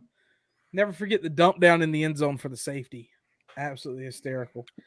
Moving on to the Browns-Vikings game. Speaking of a bad football game, Browns won 14-7. Weird game because the offenses was moving the ball kinda, but then not. They would get to a point where they just would stop playing football. I mean, weird game in the fact that the Browns have 184 rushing yards and only score 14 points. Baker was terrible. Yeah, Baker was trash. Baker was bad. Yeah, I think 15 of 33. Yeah, that's the question in Cleveland now. Is Baker the one holding them back? They miss Jarvis Landry. I'm telling you, Jarvis Landry is a quarterback like Baker Mayfield. That's his best friend because Baker's not a big play guy. That's where Odell comes in, but that's not his strength. They need that intermediate guy like Jarvis, and that they miss him. So the game was a huge disappointment. It should have been the Washington versus Falcons score. I agree. I thought this game was going to be interesting. I mean, way more high-flying than it was. But guess who won this football game? The Browns defense. Yeah. You can thank the Browns defense for that. 3-1 looking great. I think the Browns are going to be definitely a playoff team. The Vikings 1-3. Lost some heartbreakers though for the Vikings. Had that field goal. Yeah, but eventually you gotta win them. You gotta win them. Yeah. So yeah. I mean, for your season, but it was, I don't know, it was a weird game overall. Dalvin Cook 9 carries, Madison 10 carries. I know Cook's coming off injury and everything, but just a weird game. 14-7. The Vikings coming off of a just absolute monster game last week. Mm-hmm. Not so much this week. Not so much this week. We're going to move on to the Giant Saints. Speaking of weird football games, I thought the Saints was going to win this one pretty much throughout, and all of a sudden, Saquon Barkley remembered he's good at football. That motherfucker. He had a 50-yard touchdown catch, and then he ended up scoring the game-winning touchdown, which I have him in all my fantasy leagues. He put up 29. What's going on, Matt? How you doing, brother? Glad you made it. Didn't know if you were dipping out of here because of the Razorbacks. Oh, but we already talked. He joined in because he knew the college football part was over. The college so football was already over. I can get out of it. I don't have to listen to that. Danny Dimes, 400 passing yards. Who is Daniel Jones? Who is he? Is he good? Is he bad? What is he? I don't know. Who knows? He doesn't know. I think he could 100 passing yards. I think he could be good in the right environment, and I don't. Not in New York. I don't think can anybody be good in New York anymore. That's what I'm saying. I mean, once Eli left, they were screwed. We knew that. Rock's making an appearance. They've been a little worse than even I thought they would be once Eli retired. Daniel Jones is solid. He's a solid guy. He's an enigma because he looks so bad and then so good at different times. It's so strange. I can't pinpoint whether he's good or not. Like I want him to be good, but every time you could see it. And then there's games where like, dude, he's awful. He is terrible. Like missing people just left and right. But I mean, I don't know. I mean, the Saints are what's the weirdest part of this game. So the Saints offense is not like we're used to seeing it. They're not throwing the ball to Alvin Kamara at all. He's strictly a running back now. Jameis Winston's not that great, which we all kind of figured that out early on in his career. Hey, he broke 200 passing yards this week. First time all season. He did. I mean, to be fair to the Saints, their wide receiving core is not great. That's an understatement. Marquez Callaway was a free agent. I will say, you can't lose this game if you're the Saints. I guess they're throwing the ball to Chris Hogan. Chris Hogan, who was playing lacrosse during the offseason, thought his football days were done. He's a wide receiver for the Saints. Again. So they're throwing the ball to Ty Montgomery. I could have swore Ty Montgomery was out of the league by now. Yeah. It was like he became a running back, and I thought he retired. Taysom Hill got some carries. They're thinking about maybe letting him be quarterback. I mean, it can't. It's not gonna be great, but it's not gonna be good either. I mean, he's not good. But if you look at the game, I mean, it's just clear that Sean Payton's not going to trust Jameis Winston to toss it around like Drew Brees did. He went 17 for 23 for 226 and a touchdown. That's a pretty fucking good game. And I mean, Kamara had 26 carries for 120 yards. I can't tell you. I don't know if that's got to be a career high for Kamara in carries. They normally throw him the ball. Yeah, and he had 0 receptions. I don't think he's probably ever broken over 20 before, if I'm honest with you. It's wild. But the biggest shocker of it all was how bad the Saints defense played. Mm-hmm. And you could thank me for that because I picked them up in fantasy. And my defenses have given me either 0 or negative throughout the year. So I'm like, oh, they're playing Daniel Jones. We'll get some decent 400 passing yards later, -3 fantasy points. Yeah, just keep me up to date on which defense you pick up each week, and I'll go pick up one of their offensive players. Yeah. So, I mean, big win for the Giants, though. Terrible loss for the Saints. Moving on to speaking of. Okay, we got to talk. If you've been here before, if you haven't, so me and Ren Breezy and the Hard Pass crew, we were a pro Titans podcast. We were pretty high on the Titans. I wish I had like some like death music or like some church organs or something, because no longer. No more. No longer. We are out of there. You cannot lose to the Jets, and I cannot root for your team anymore. You lose to the Jets, you're done. You might as well just quit. They can't block anybody, pass blocking. They give up a ton of sacks. They gave up 7 sacks again today. This is after Chandler Jones, I think, had 48 sacks in that one game or whatever it was. Yeah. They can't pass block. They're supposed to have a good offensive line. Yeah, they can't pass block anyone. And this game was weird. I know we talked about it. It's like, Tannehill ended up throwing a lot more incompletions towards the end of the game, but he still went 30 for 49, 298. A touch, no picks. Derrick Henry, 157 rushing yards. If I would have just thrown those stats out to you and been like, Tannehill had easily 300 passing yards, Derrick Henry, 160 rushing yards, you'd be like, the Titans easily won that game against the Jets. It came down to they couldn't pass block anybody, so they gave up the 7 sacks. And this, I'm starting to notice more and more in some of these games, third downs means so much. The Titans went 5 for 19 on third downs. Yeah, not great. Got to keep drives going. Got to be able to prolong these drives and score some points. Nope, 5 for 19 versus Corey Davis, Jets going 6 for 14. I agree with you there. Can't blame it on them being out. But Corey Davis is a great football player because he has games like this on this terrible football team. That lets you know how good he is. But big wins for the New York teams. Not many times they're going to win on the same day moving forward. So, congratulations, New York. Your Yankees did get shit pumped last night, so unlucky there. But your football teams won. 1-3 football teams. Congratulations. But I'm sorry, even without Julio and A.J. Brown, you don't lose to the Jets. Jets are the worst team in the league. Jets, Dolphins, Patriots all tied for last in the division. Remy, that's where you're at. We're going to stay there, baby. Bang, bang. Bang, bang. Moving on to the Chiefs-Eagles. Chiefs playing their defense. They won 42-30, but their defense, they have some problems. Oh, their defense is an issue. Yeah, no doubt. Their defense is throwing for almost 400 on you. That's not great. Not great for what you're trying to do move forward.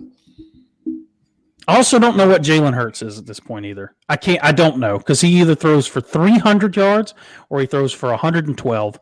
Cardinals just got out of a bases loaded jam there, 1 out. They got a double play ball. They did the hardest thing to do in all of Major League Baseball, and that's get Trey Turner out. Yep. So they got out of it. But yeah, going back to the Chiefs, Eagles, their defense is not good enough to win a Super Bowl right now. No, their offense is their defense is terrible. Also, the Eagles, bro, come on. What are they doing at running back? What is going on? Who knows? They don't run the ball. 7 carries. No, I mean their running back is Jalen Hurts. We have a guest appearance for pets. Roxy's right there. Michael's cat somewhere. Mine's locked up in the crate. So, sorry, Roxy. Hey, Roxy, poke with a stick. Do something. Roxy, come here. Sleep. Dude, look at I taught her that one. Here, I got you. He's at my feet. Never mind. He left. It was about to be a pets pod. Here. Yeah. They definitely kept up with him. He says he was impressed with how they kept up, but the Chiefs defense is bad. Devontae Smith is the truth. There's Kit. So there you go, everybody. I thought that was laundry. No, that's Roxy. That's Roxy. Damn, Roxy. We got laundry wagging its tail. Damn. She ain't moving. But yeah, so the Eagles have problems running the football. They literally throw everything on Jalen Hurts, which, to be fair, if you know, Jalen Hurts has kind of stepped up to the plate here, and he's looked pretty decent. I'm a believer. He's not the problem there. No. Their the Eagles' defense is really bad as well, which is issue. By the way, Devontae Smith is a monster. He's the truth, dude. He is a monster. 7 catches, 122. He had a sick catch on the sidelines where he toe tapped on a rollout. But overall, Tyreek Hill also had a big game. What a game for Tyreek Hill. I play against him in fantasy, of course. So, 11 catches, 186, and 3 touchdowns. Big game for the little man. It was just him that day. There you go. Mother-in-law's name is Roxy. There you go. No way it's as lazy as that one behind me. Or it costs anywhere near as much money to stay alive. Knees and stuff. But, yeah, so kind of a weird game. So, moving forward, the Chiefs are 2-2. What is our opinion on the Chiefs? I mean, they're a playoff team. Yeah, I mean, I still think in the AFC, it's probably the Bills, the Chiefs are probably the 2 top dogs. I know the defense is terrible, but the offense could do this every single game. Every game, yeah. I mean, just if you want to beat the Chiefs, you're putting up 30-plus points. So can their defense keep it to the high 20s occasionally? Then they'll be fine. The way you beat the Chiefs, you have to have dominant edge rushers. If you have dominant edge rushers and you can sit back and don't have to blitz them, you can beat the Chiefs. But you're still going to have an offense that can try and keep up with theirs as well. So it's kind of weird, but I still, like I said, this offense could do this every single week if it wants to. So they're still, I think, right there. Bills, Chiefs, 1A, 1B in the AFC. I agree with you on that. But, hey, my Bills pick looking pretty good right now. Going back. It's just because they play in the easiest division. I picked the Bills to win the Super Bowl against the Rams. So, we'll move it. Speaking of the Rams, we're moving into the next game. Cardinals, Rams. Cardinals go on the road, division opponent, and thump them 37-20. I wanted to pick the Cardinals. I couldn't because I can't trust his coaching staff. But, man, is this team talented. Matt Stafford was a little off, kind of watching the game back. Yeah, Matt Stafford didn't have his best game. But overall, man, Kyler Murray is electric. That defense is really good. And 4-0, they're the only team undefeated. Only undefeated team left. Are y'all believers in the Cardinals? Yeah, at this point, you got to respect it. I mean, I believe they're a playoff team for sure, but yeah, they're definitely a playoff team. I mean, are we talking about winning the Super Bowl? Maybe. I think when last time I was on, we talked about this. I said Bills Rams. Got some MVP shouts for Kyler. So you said Bills Rams too? I said Bills Rams too. I think I agree with you there.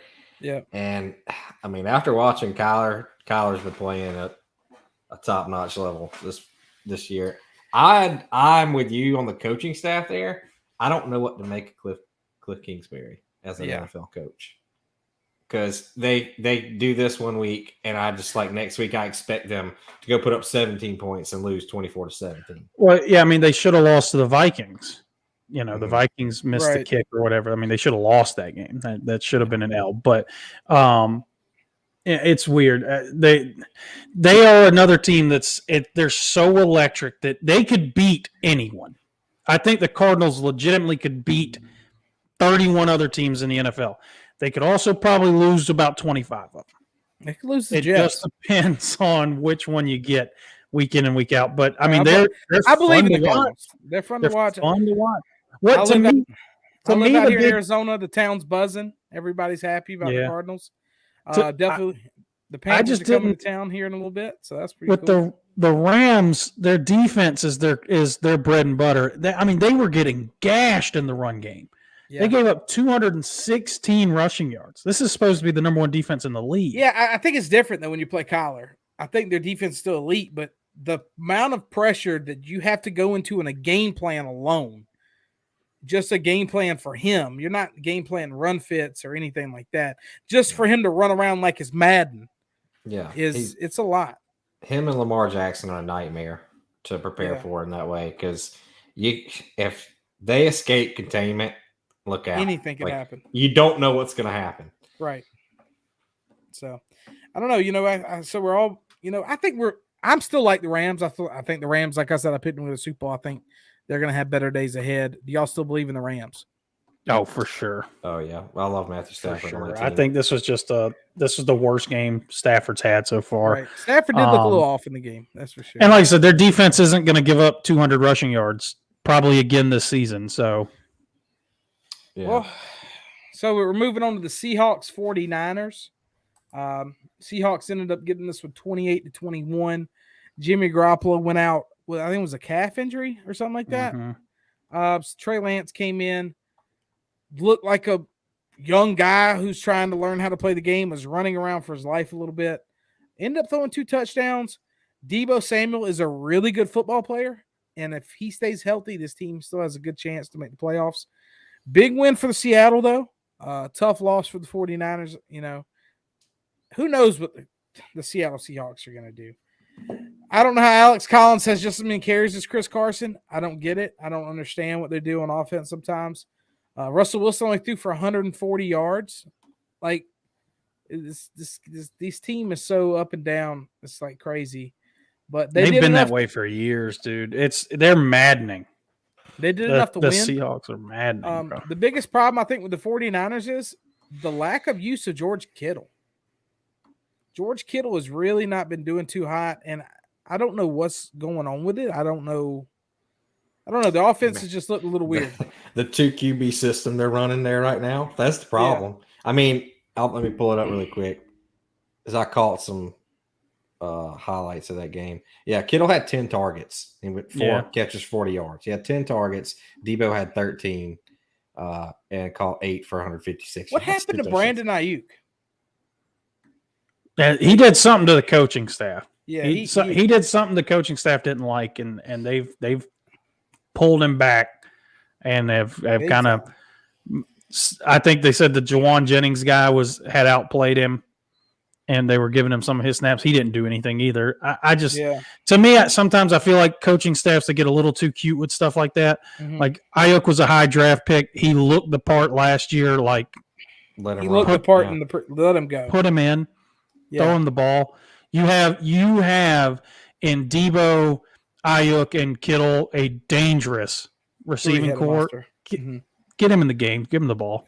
Yeah. There's no game where Kyle Juszczyk should be having more targets than Brandon Ayuk. Yeah, exactly. Your fullback does not need more targets than Brandon Ayuk. I agree with that for sure. I don't know. I think both of these, these 2 teams are they're pretty parallel with each other at this current state. They could win one, lose one. They're not great. They're not bad by any means. They're solid football teams. But there's not a bad team in that division. Yeah, it's not a bad team. That division. The problem is you have to be really good, I think, for this division. Oh yeah. I think these are clearly the 2 bottom teams in this division. I think the Cardinals and the Rams are going to be fighting for it. Yep, I agree with that. Moving on to a team that kind of got put in its place a little bit. The Ravens went to the Broncos, won 23-7. And I circle back to Teddy B, man. I love Teddy Bridgewater to death. You can't really win big games with him. He did go out of the game, and Drew Lock stepped in. Did Drew Lock things? He is terrible. Drew Lock never beat the University of South Carolina ever. I don't know how anyone ever thought he could be any good in the NFL. Lamar had a big game. It's just weird. It's weird what they do at running back, but who am I to say? They gave all the rushes to Latavius Murray. He didn't do too much with it. They did score a touchdown. Did you see what I posted on Twitter? Because I don't understand. Like, Tyson Williams has played very well for this team. Mm-hmm. I know he is what he is. He's an undrafted free agent guy, whatever. Mm-hmm. He's averaging 5.1 yards per carry, and he was a healthy scratch in this game for old Latavius Murray, old Le'Veon Bell, and old Devonta Freeman. Mm-hmm. Like, I know you're paying those guys more money, and that's what it comes down to, is because you have to justify the paycheck. But mm-hmm. Tyson has been playing well. Why on earth was he a healthy scratch? I don't get it. For Devonta Freeman to get 1 carry. 1 carry for 4 yards. Yeah, I don't understand. I mean, Latavius Murray is what he is. I mean, he's one of the better backups in the league. He's mm-hmm. been that for a while now. I mean, that's a good spot for him. I think Le'Veon's done. I think Le'Veon gave up on football 2 years ago. Mm-hmm. I don't think he cares that much. Yeah. Devonta Freeman lost a step about 5 years ago, so I don't understand how he's still juggling around in the league. So, I mean, a big win for the Ravens. They really, I mean, thoughts on the Ravens running the ball to tie the record. So yeah. I did want to get into that. That was the one thing I wanted to touch on. But before I jump onto that, I think this was just kind of a reality check for Denver. Denver was 3-0 against 0-9 teams. They literally, none of the teams they had played had won a game yet. Mm-hmm. So they're bumped back to where they are, which is a middle of the pack team. The Ravens, of course, are a good football team. They've been a good football team for a while now. So this was just kind of what should have happened. But I did want to touch on this. So the tying the record thing, the Ravens have had a stretch of, I can't remember how many games it is now, but it's ever since Lamar Jackson took over as the starter. Mm-hmm. They have had 100 rushing yards in every single game. And in this game, on the last snap of the game, they did not have the 100 yards. They were 2 yards short. And instead of kneeling the ball, Lamar Jackson took off and gained 5 yards to put him over the 100 yards. And they tied the all-time record for most consecutive 100-yard games. So what are your thoughts? Is it disrespect, or are you cool with it? What are y'all's thoughts on that one? The game ain't over. Keep playing. I don't care. I don't care. That's all that's just like smoke and mirrors. It's all bullshit. Like, they just really need something to talk about or be upset about. Sure, go ahead. Be pissed about it. The game was still being played. I don't have a problem with it. Yeah, I mean, I don't think they're not going to win the Super Bowl. So I personally, like, because Fangio came out and was like, oh, the Ravens clearly don't care about player safety and all this stuff. And then Harbaugh came out and was like, well, y'all were throwing the ball into the end zone with 10 seconds left, down by 3 scores. Like, so y'all don't care about player safety either. So it's just because we ran a play, we don't care about player safety when y'all were trying to do the same thing when there was still time left on the clock. I'm fine with it. Who cares? I'm fine with it from a standpoint of this record has taken them since 2018 to get to. So if you're 1 game away and you need 2 yards, couple yards, yeah, who cares? Fine. It's not like they house called one, right? You know, it was they gained 5 yards on the last play. They did a fumble. It's irrelevant. Also, stop them then. Yeah. So that brought up when Adrian Peterson was going for the all-time rushing record and was 1 carry away from getting it, and instead they didn't run the ball, so they had a better to. I guess they threw it to go to the playoffs. So he didn't get it. He should have ran the fucking ball. All right. I mean, this is history. Literally, the team they tied with was the 70 Steelers. This record stood for 50, 60 years at this point. I have no issue with it. It was a joke when the Broncos I don't have enough time or care in my life to ever put any energy into this. So who cares? Let them get it. Good for Break them. it next week. Congrats. The Ravens are still an average football team. Yeah, Sorry. I mean, but both teams 3-1. So big win there for the Ravens on the road. Moving on, we have a couple more before we get out of here for the night. Steelers, Packers. Nothing really. We don't have to talk about this one too long. The Steelers are pretty bad. Ben Roethlisberger, his time has passed. He just doesn't look great. Aaron Rodgers, he had a pretty good game. It's weird what they do in running back now. I don't know why they gave Aaron Jones all that money when they had A.J. Dillon ready in the wings. They matched carries. Weird to lock up all that money. But what are you going to do? Randall Cobb caught 2 touchdowns. Congratulations to him. Welcome back to playing football again. But overall, I mean, the Steelers are not great, and the Packers. Ben missed a couple of easy big throws. Yeah, it's bad. I mean, I get it. Let him play out this year, but this is it. There's got to be it. Yeah, he's pretty funny to watch. I will say he's funny to watch play football. Because he just takes the most hilarious sacks where he's like, he still thinks he's Big Ben and just break every sack. And he's like, he can barely move. Down. Yeah. And I don't want people to get lost in this. Like, Ben Roethlisberger is one of the best quarterbacks of this generation. So, what you're seeing now, I feel like people are going to start looking at this as what Ben. No. For 15 years, this was not what Ben Roethlisberger was. He was a problem for a long time.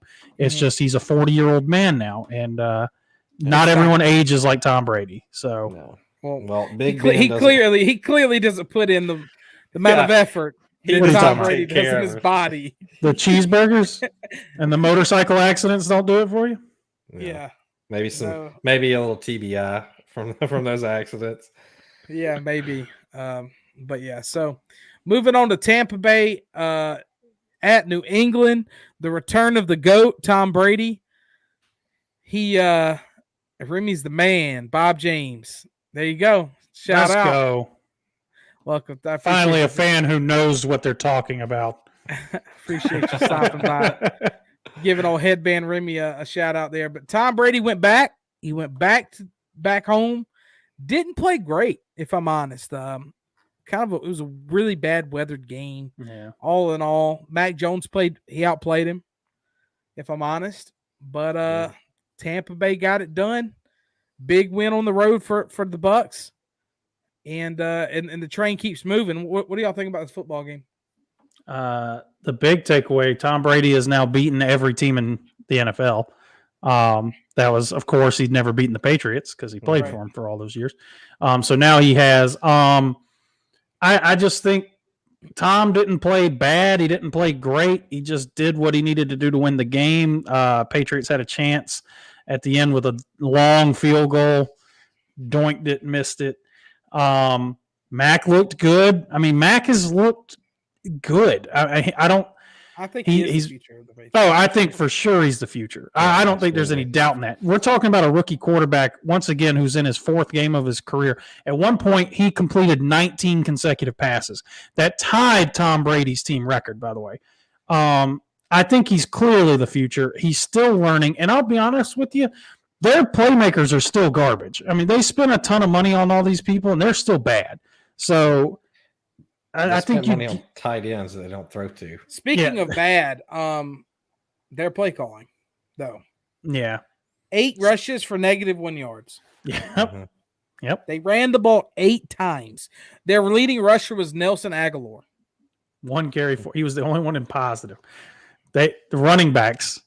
Hello? You there? Running back? Damian Harris. Hello? He's good. He's a good running back. 4 carries, -4 yards. Dude, the NFL now, fuck it. Literally, we'll drop back to throw every play. We don't care. I mean, yeah, literally. Look, running backs, 4 carries for Harris, 1 for Taylor, 1 for Bolden. 6 handoffs to running backs in the entire game.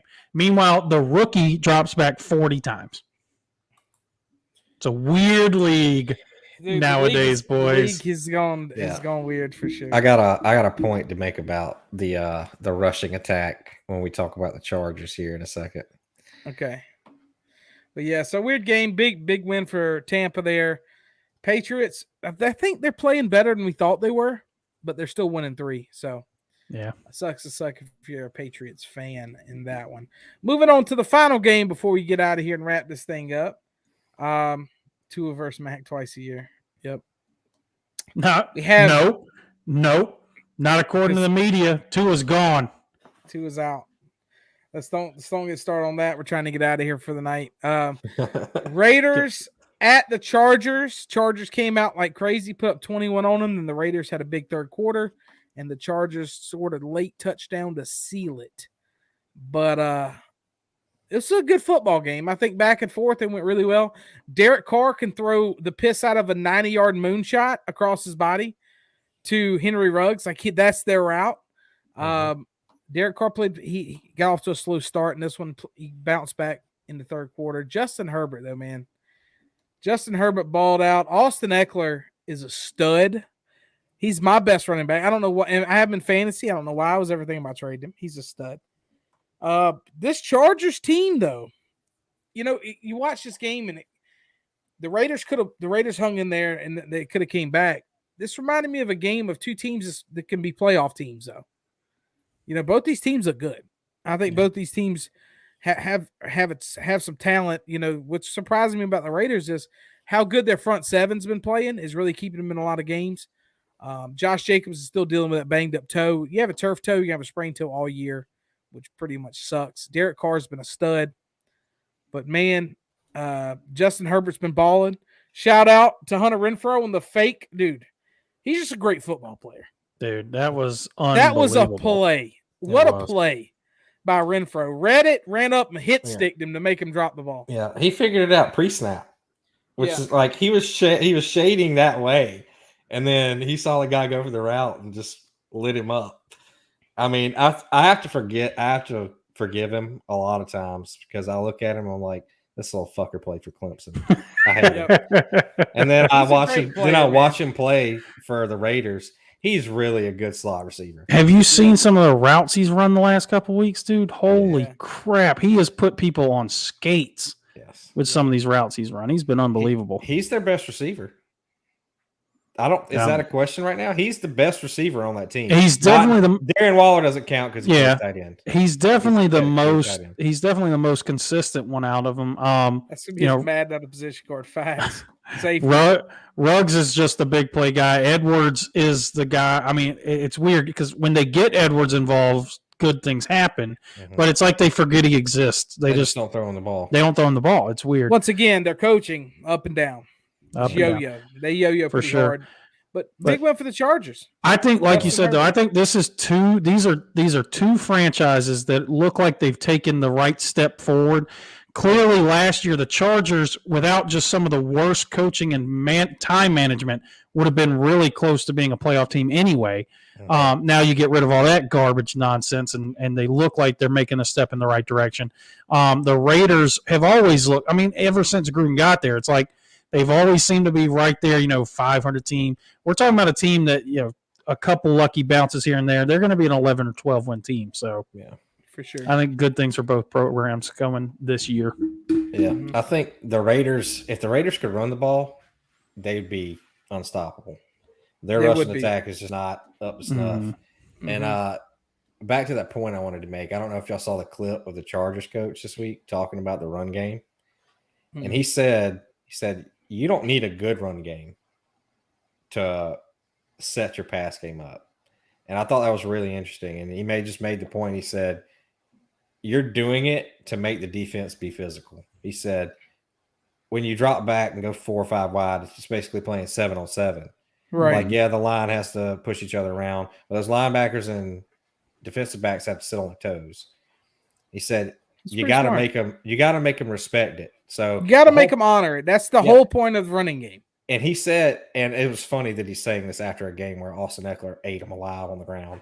But that's most of the time that's not their style. Yeah, he said so. But you look on the flip side of what the Raiders had to do in the second half. That was a good ball game. The first half, the Raiders just came out flat. They were just ass the whole first half, and they corrected it at halftime, obviously. Right. But that's what they do for Derek Carr because they just they're going to keep handing it off 15 to 20 times a game, even when they're rushing for 2.7 yards a carry. Right. The big thing, too, is you got to keep the defense where they're adjusting. If they know you're going to throw the ball every play, you're going to deal with nickel and dime defenses all game long. What you want to do is try and get them where they think you're going to run the ball, bring more linebackers onto the field, and that's where you can find some mismatches. It just takes the pressure off your quarterback. That's all it does. Getting in good situations, 2nd and 5s, 3rd and 4s. They have to honor both there. They can't just run straight back. Before we get out of here, Bob James has a question. He says, what's our take on the Panthers the rest of the season? Came back hard on the Cowboys after 2 interceptions. We kind of talked about it a little earlier when we was breaking down that game. But we like the Panthers moving forward. We had some good acquisitions. And, of course, me and Michael are big Panthers guys, as you can probably see from the old Panther tat there. But we're big. I definitely like the moves. I think we're going to be fine once we get McCaffrey back. McCaffrey is the key. I mean, he's the best running back. He practiced in full pads today, by the way. Yeah, I think they're thinking he's going to go this week. So it seems like if he's in full pads on Thursday. Yeah, don't do it. Wednesday. Give him another week. No, he's got to get back. What's up, Jay? There. I appreciate you stopping by. But so real quickly, all right. So if Zach wants our scores for the Gamecocks Vols game before we get out of here. Vols by 90. Yeah, a lot to a little. Vols by 90. I think South Carolina is going to lose this game, but they're going to lose it 24-13. We're scoring a touchdown. We're scoring a touchdown and 2 field goals. We're scoring. Whoa! Pump the brakes. We're scoring it. Wait. What's your score, Remy? Offensive touchdown. Is this an offensive touchdown or defensive touchdown? It's a pick 6 by 12. Let's Remy, go. There we go. What's your score, Remy? 35-14. 2 touchdowns. So now we're scoring 2 touchdowns. All right, Michael, what we got? 7 safeties. 28-10. I'll give us the defensive 28-10. Defense scoring for sure. Once again, hey, we had a lot of chat interaction going on today. We had a lot of people, some new faces in here that haven't seen. Once again, I appreciate each and every one of y'all for stopping by. Definitely hit that like button if you're watching on Facebook. If you're watching on Facebook, please try to do please try to find our links for our YouTube. Subscribe to our YouTube channel if you can. We definitely appreciate everything. We will be posting. We're going to post our picks. We're not going to do them live here. We're going to post them up on Twitter. We'll do them off air and everything like that, since we're kind of running at the 2-hour mark already anyway. I appreciate each one, every one of y'all for checking out. Michael, thanks for hopping in here. Real quick, Terry. Quick. Last week's picks, 3-way tie. Me, you, and Harris all went 11-5. House all wins. Harris gets nothing. Thanks for playing. Harris. But yeah, also Venmo. I got a Venmo $20 to the week 1 winner, which I forgot about doing that. I talked to him today on Twitter and got his Venmo. So he wanted to know what did he go the week 1. I got to pull up that paperwork. You have that right? All right, we'll do that later. But yeah, once again, appreciate everybody for stopping by. Thanks, and enjoy some postseason baseball. We appreciate everybody stopping by. Everybody have a great rest of y'all's week. We will holler at y'all later. Peace. Peace.